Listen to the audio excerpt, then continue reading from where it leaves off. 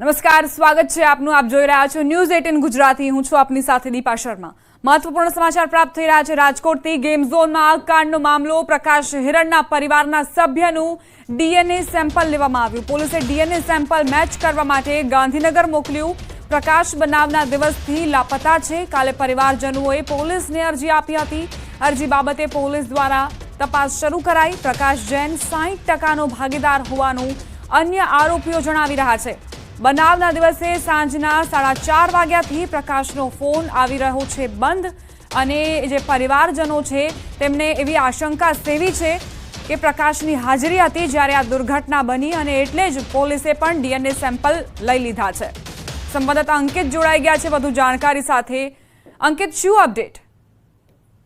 જી ચોક્કસ. ખાસ કરીને વાત કરવામાં આવે તો જે પ્રકાશ જૈનના પરિવાર દ્વારા ગઈકાલે રાજકોટ શહેરના તાલુકા પોલીસ મથક ખાતે લાપતા હોવાની અરજી કરી હતી, ત્યારે સમગ્ર મામલે મોટા સમાચાર છે તે સામે આવી રહ્યા છે કે ટીઆરપી ગેમ ઝોન અગ્નિકાંડ મામલે જે 60%નો જે ભાગીદાર જે પ્રકાશ જૈન માનવામાં આવી રહ્યો છે તેના ડીએનએ સેમ્પલ છે જે તેના પરિવારજનોના લેવામાં આવ્યા છે, અને ડીએનએ સેમ્પલ છે તે ગાંધીનગર ખાતે મોકલવામાં આવ્યા છે. ત્યારે ડીએનએ સેમ્પલ છે તે મૃતકો જે લાશ મળી આવી છે તેની કોઈ સાથે મેચ થાય છે કે કેમ જોવું અતિ મહત્વનું બની રહેશે. તો સાથોસાથ તે ઇન્વેસ્ટિગેશન ઓફિસર જે છે તેમના દ્વારા જણાવવામાં આવ્યું છે કે બનાવના દિવસે સાંજના 4:30 વાગ્યાથી જે પ્રકાશ જૈન છે કે જેનો ફોન છે તે બંધ આવી રહ્યો છે. જી આભાર અંકિત, જાણકારી આપવા માટે. રાજકોટ અગ્નિકાંડના આરોપી ધવલ ઠક્કરને ચીફ જ્યુડિશિયલ મેજિસ્ટ્રેટ બીપી ઠાકરની કોર્ટમાં રજૂ કરવામાં આવ્યો, જેમાં કોર્ટે ધવલ ઠક્કરના 13 દિવસના રિમાન્ડ મંજૂર કર્યા. ગેમ ઝોનનું લાયસન્સ ધવલ ઠક્કરના નામે છે. ધવલ કોર્પોરેશનના નામથી ટિકિટના ભાવ નક્કી કરવા માટે લાયસન્સ મેળવવામાં આવ્યું હતું. 2021માં પ્રથમ વખત લાયસન્સ મેળવવામાં આવ્યું હતું, જે 2023માં રિન્યુ કરાવવામાં આવ્યું. ખેતીલાયક જમીનને બિનખેતી રહેણાંક હેતુમાં ફેરવવામાં આવી હતી. જો કે જમીન માલિક દ્વારા રહેણાંક હેતુ માટેની જમીન કમર્શિયલ હેતુ માટે આપવામાં આવી હતી.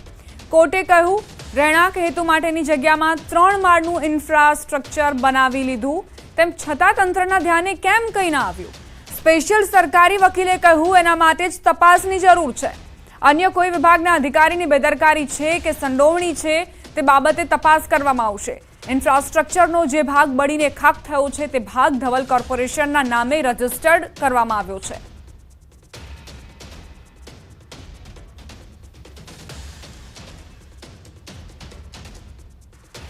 આરોપીની એક મોડસ ઓપરેન્ડી છે કે કોઈ જગ્યાએથી લીગલ સલાહ લઈને આ બોલતા હોય એવું લાગે છે. જ્યારે પેપર ઉપર આ આરોપી પોતે પ્રોપરાઇટર હોવાના દસ્તાવેજો રજૂ કરે છે અને અદાલત સમક્ષ એવું કહે છે કે અમે બધા પગારદાર માણસો છીએ. એટલે આરોપીની આ જે પુનઃપૂર્વકની નીતિ છે તેને ભેદવા માટે પણ પોલીસ કસ્ટડીની જરૂરિયાત હોવાની આપણી. ગરમીથી શેકાતા ગુજરાતવાસીઓ માટે રાહતના સમાચાર પ્રાપ્ત થઈ રહ્યા છે. હવામાન વિભાગે ગરમી અંગે મોટી આગાહી કરી છે. આજથી ગુજરાતના તાપમાનમાં થશે ઘટાડો. આજથી 2 થી 3 ડિગ્રી સુધી તાપમાન ઘટશે.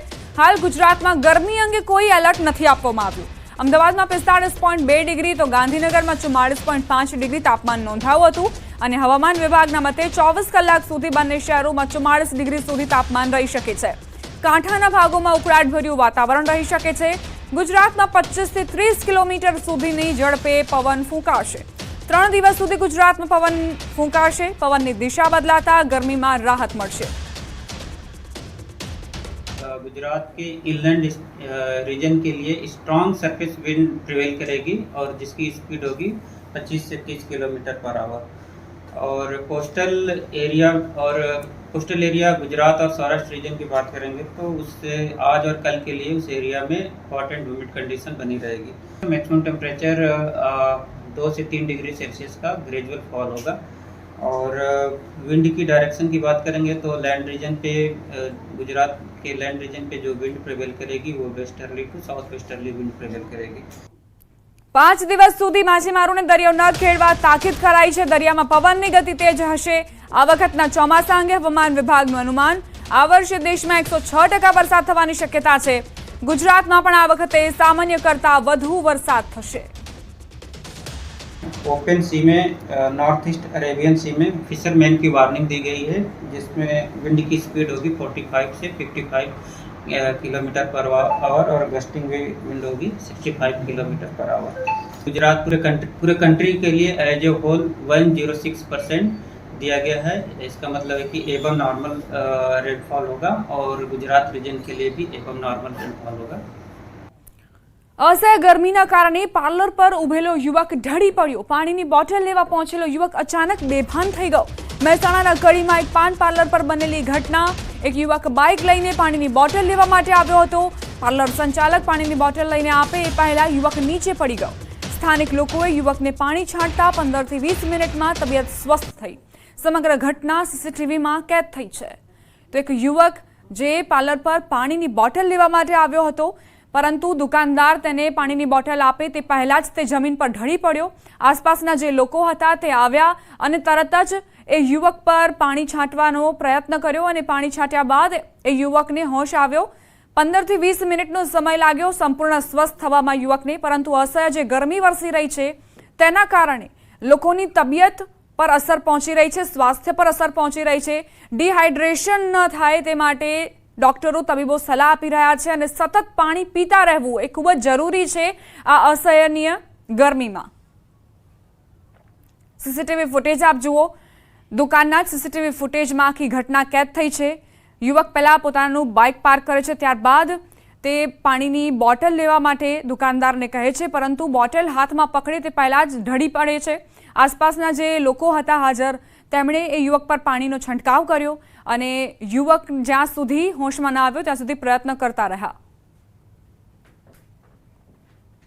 કચ્છના લખપત તાલુકામાં ભર ઉનાળે પાણીનો પોકાર ઉઠ્યો છે। ટેન્કરના બદલે ફાયર બ્રિગેડ દ્વારા પાણી પહોંચાડવામાં આવ્યું હતું। ભેખડા ગામમાં એક નાગરિકનું અવસાન થતાં દફનવિધિ માટે પાણીની જરૂર ઊભી થઈ હતી। પાણી પુરવઠા તંત્ર તેમજ જીએમડીસીએ જાણ કરતા તેમની પાસે પણ ટેન્કર ન હતા। ત્યારબાદ પાંદરો વીજ મથકના અધિકારીને જાણ કરતા તેઓએ ટેન્કરના બદલે અગ્નિશમન દળનું વાહન મોકલાવ્યું। ગામના લોકોએ ફાયર બ્રિગેડના વાહનમાંથી પાણી ભર્યું। કાળઝાળ ગરમી તેમજ પશુધનની મોટી સંખ્યા હોવાના કારણે પાણીની જરૂરિયાત વધી હતી। અનિયમિત અને ઓછું પાણી મળતા ગામ લોકોને રોજ હાલાકી વેઠવી પડે છે। દાહોદના સંજેલીમાં ભર ઉનાળે પાણીની પારાયણ સામે આવી। અહીં પંચાયતની બેદરકારી અને નિષ્કાળજીના કારણે લોકો વેચાતું પાણી લેવા મજબૂર બન્યા છે।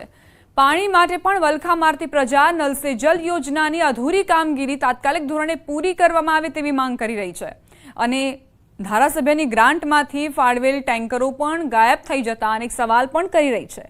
હવે જોવાનું એ રહેશે કે ક્યારે આ ગામવાસીઓની પાણીની સમસ્યાનો અંત આવશે। પાણીની સમસ્યા છે જ નથી। મારી કને પંચાયત પાસે 5 કૂવા છે, 2 બોર છે। અમે સમયસર પાણી આવીએ પણ ઉનાળાના કારણે આ છેલ્લે દિવસની અંદર પાણીની અછતને લીધે પાણી અડધો કલાક અલગ અલગ લાઈન ઉપર આપીએ છીએ। સંજેલી ગ્રામ પંચાયત ખાતે લગભગ 3 થી 4 ફળિયામાં હાલ પાણીની તકલીફ ચાલી રહી છે, જે અંગે અમને જાણ થતાં અમે તાત્કાલિક ધોરણે સરપંચ તલાટીને પાણીની અન્ય વ્યવસ્થા કરી અને તેમણે પૂરું પાડવા જણાવેલ છે। સાથે સાથે વાસ્મોની થોડી જે કામગીરી રહી ગયેલ છે તે કામગીરી પૂર્ણ કરી અને ઝડપથી ફળિયાના પાણીનો પ્રશ્નનો નિકાલ થાય તે બાબતે કાર્યવાહી કરેલ છે। સંજેલી નગરમાં પાણીની પોકાર ઉઠવા પામી હતી, ત્યારે ન્યૂઝ 18 ગુજરાતી દ્વારા આજે સંજેલી નગરમાં ફળિયા જઈને રિયાલિટી ચેક કરવામાં આવ્યું છે। આપણી સાથે અહીંયા કેટલાક બહેનો છે, તેમની સાથે વાત કરીશું। શું નામ છે બેન? નામ તો ચમડિયા ફળિયાનું જ। જી, હેલો, કઈ રીતની સમસ્યા છે પાણીની? અમારે પાણીની બહુ તકલીફ પડે છે। અમે અહીં કેટલા વાર પંચાયત પર ગયા, કેટલા વાર તાલુકા પર ગયા, તો બી અમને પાણી કોઈ આપતું નથી। નથી સભ્ય આવીને ઉભા રહેતા, નથી સરપંચ આવીને ઉભા રહેતા। ચોક્કસથી કહી શકાય કે અત્યારે જે નળથી જળની માંગણી કરવામાં આવી છે, આપણી સાથે અન્ય પણ મહિલાઓ છે, તેમની સાથે વાત કરીશું। શું કહેશો તમારે ત્યાં પાણીની સમસ્યાને લઈને?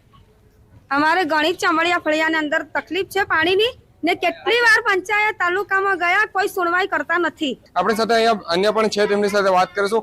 શું કહેશો બેન, કઈ પ્રકારની સમસ્યા છે અને અત્યારે કઈ પ્રકારે પાણી લાવો છો તમે? અત્યારે અમે ટેન્કર દ્વારા પાણી લાવીએ છીએ, પણ ટેન્કર વાળાને બી દિવસના 10 ફોન કરીએ ત્યાં સુધી ટેન્કર વાળા આવતા નથી। અમારે આખો દિવસ ટેન્કરની રાહ જોઈને પીવાના અને વાપરવાના બંને પાણી માટે બેસી રહેવું પડે છે। પાણીની લગભગ 2 વર્ષથી આ સમસ્યા છે। 2 વર્ષ શું વધારે ટાઈમ, પણ દરરોજ માણસ ખાય શું કે પાણી શું પીવે? સવારમાં માણસને ઉઠતાની સાથમાં જે જીવનની જરૂરિયાતનું છે એ પાણી જ છે। ચોક્કસથી કહી શકાય કે અત્યારે જે 2 વર્ષથી વધુના સમયથી અહીંયા જે પાણીની સમસ્યા છે, જેને લઈને સ્થાનિકો દ્વારા વારંવાર તંત્રને રજૂઆત કરવામાં આવી છે, પરંતુ તંત્રના પેટનું પાણી નથી હળતું, જેના કારણે અત્યારે જે સંજેલી નગરમાં પાણીની સમસ્યા સર્જાઈ રહી છે। સૌરભ ગેહલોત, ન્યૂઝ 18 ગુજરાતી, દાહોદ। આખરી ગરમીમાં માથે બેડા લઈ 2 કિલોમીટર દૂર પાણી લેવા મજબૂર બની છે આ મહિલાઓ। મહીસાગર જિલ્લાના બાલાસિનોરમાં આવેલા બોરી ડુંગરી ગામમાં ઉનાળાની શરૂઆતથી જ પાણીની તંગી સર્જાઈ છે। ગ્રામ્ય વિસ્તારોમાં નલ સે જલ યોજના પોકળ સાબિત થઈ છે। બોરી ડુંગરી ગામમાં છેલ્લા 20 વર્ષથી અહીંયા પાણીની સમસ્યા સર્જાઈ છે, ત્યારે અવારનવાર રજૂઆત કરવા છતાં કોઈ નિરાકરણ નથી આવ્યું, જેથી આટલી કાળઝાળ ગરમીમાં પણ મહિલાઓ 2 કિલોમીટર દૂર ચાલીને જઈ પાણી લાવવા મજબૂર છે, જ્યાં માત્ર એક હેન્ડપંપ લગાવેલો છે।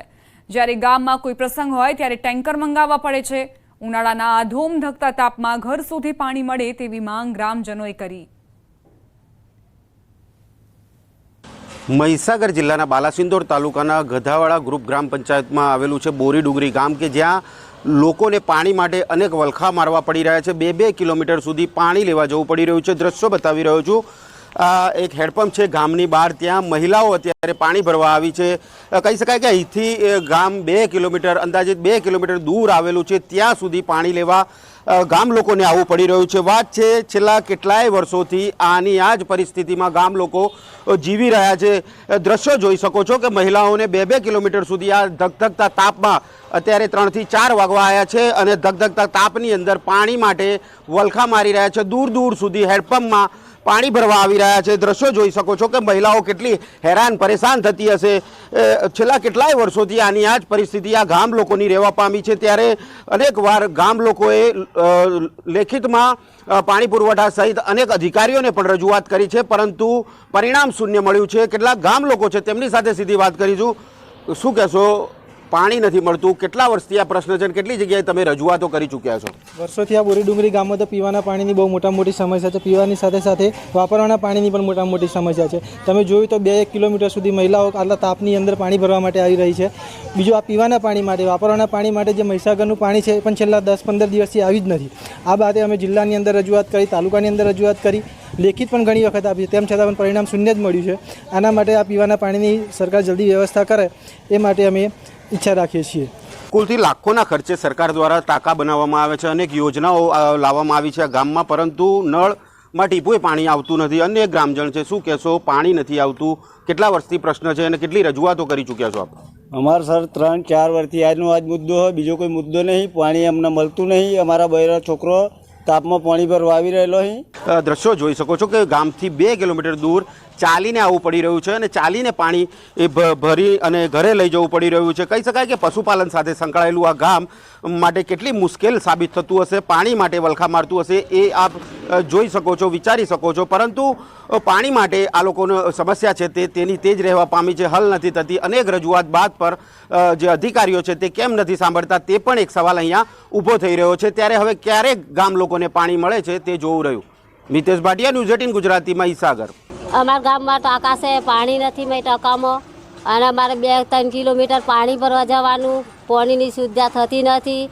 અને ગામમાં સરપંચ છે, બધાને અમે કહેવા જઈએ છીએ પણ કંઈ પાણીની સુવિધા કરતા નહીં। બોરી ડુંગરી ગામમાં અમે પરિણાયા તારનું પાણીનું બહુ દુઃખ પડે છે। ટોકા અહીં પાણી નથી આવતું, ઢોરોને બધાને બહુ દુઃખ છે। પંપ અહીં પણ પાણી જ નહીં આવતું મય। રાજકોટના ધોરાજીમાં ફૂલોની ખેતી કરતા ખેડૂતોને નુકસાની વેઠવાનો વારો આવ્યો। હાલ સમગ્ર રાજ્યમાં અગન વર્ષા થઈ રહી છે। ભારે તાપમાનની અસર ફૂલોની ખેતી પર પણ પડી। ધોરાજીમાં ફૂલોની ખેતી કરતા ખેડૂતોની માઠી દશા થઈ છે। થોડા દિવસ અગાઉ કમોસમી વરસાદ અને હાલ ભારે તાપમાનના કારણે ખેડૂતોને બેવડો માર સહન કરવાનો વારો આવ્યો। ભારે તાપમાનના કારણે ગુલાબ અને ગલગોટાના ફૂલ કરમાઈ ગયા। 46 ડિગ્રી ઉપર તાપમાન જવાના કારણે જે ફૂલની ખેતી કરે છે ખેડૂતોને ફૂલનું ઉત્પાદન બિલકુલ નથી મળ્યું। આવા ધોમધકતા તાપની અંદર ફૂલના છોડ જ સુકાઈ ગયા છે, તો ફૂલનું ઉત્પાદન કેવી રીતના લઈ શકે? અને અતિશય 42-44 ડિગ્રી તાપમાનના હિસાબે ફૂલની ઝાઝી એવી શોર્ટેજ ઊભી થઈ છે, જેને હિસાબે માલ પણ મળતો નથી, પૈસા દેતાય માલ મળતો નથી, અને અત્યારે વેપારમાં બહુ ઝાઝી એવી નુકસાની થાય છે।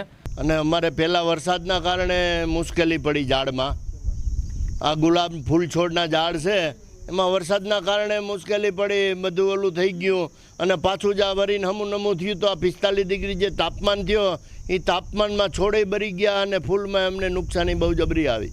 ગુજરાતના અંદરમાં જે હીટ વેવની આગાહી તેને લઈને વાત કરીએ ધોરાજી પંથકની વાત કરીએ, ધોરાજી પંથકમાં જે ફૂલનો વાવેતર કર્યું, આપણે સીધા દ્રશ્યો બતાવી કે ગુલાબ છે, ગલગોટા છે, 2-3 જાતના ફૂલના વાવેતર કે ખેડૂતે 20 થી 25 વીઘાનો જે વાવેતર કર્યું તેને લઈને ખેડૂતો એવું કહી રહ્યા છે જે હીટવેવની આગાહીને લઈને જે વધારે તાપમાનની ડિગ્રી હોય અને જે છોડવા બળી જતા હોય અને ફૂલ છે તે ફૂલ કુરમાઈ જતા તેને લઈને ખેડૂતને મોટા પાયે નુકસાન થવાની ભીતિ સેવાઈ રહી છે.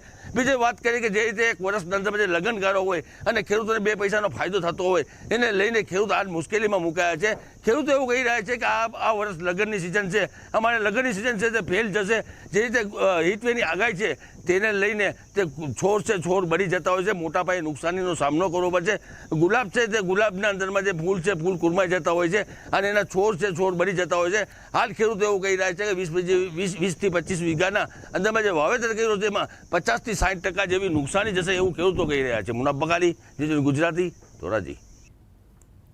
હાલ મહેસાણા જિલ્લા સહિત ગુજરાતના દરેક વિસ્તારમાં ગરમી પ્રમાણમાં વધુ છે, જેના કારણે સામાન્ય જીવન પણ પ્રભાવિત થયું છે અને લોકો ગરમીમાં શેકાઈ રહ્યા છે. મહેસાણા જિલ્લાની વાત કરીએ તો એક એવી જગ્યા છે કે જ્યાં વૃક્ષોના કારણે ગરમીનું પ્રમાણ ઓછું નોંધાયું. મહેસાણાના વિજાપુર હિંમતનગર હાઈવે પર આવેલ તિરુપતિ ઋષિવનમાં તાપમાન ઓછું નોંધાયું, કેમ કે ત્યાં લાખોની સંખ્યામાં વૃક્ષ વાવેલા છે. ઋષિવનથી 5 કિલોમીટર દૂર આવેલા વિજાપુરમાં ગરમી 45.2 ડિગ્રી નોંધાઈ, જ્યારે દેરોલ કૃષ્ણનગરમાં 46.1 ડિગ્રી તાપમાન નોંધાયું. જોકે તિરુપતિ ઋષિવન દેરોલમાં 10 લાખથી વધુ વૃક્ષોના કારણે ગરમીમાં ઘટાડો નોંધાયો અને તાપમાન 41.5 ડિગ્રી નોંધાયું હતું.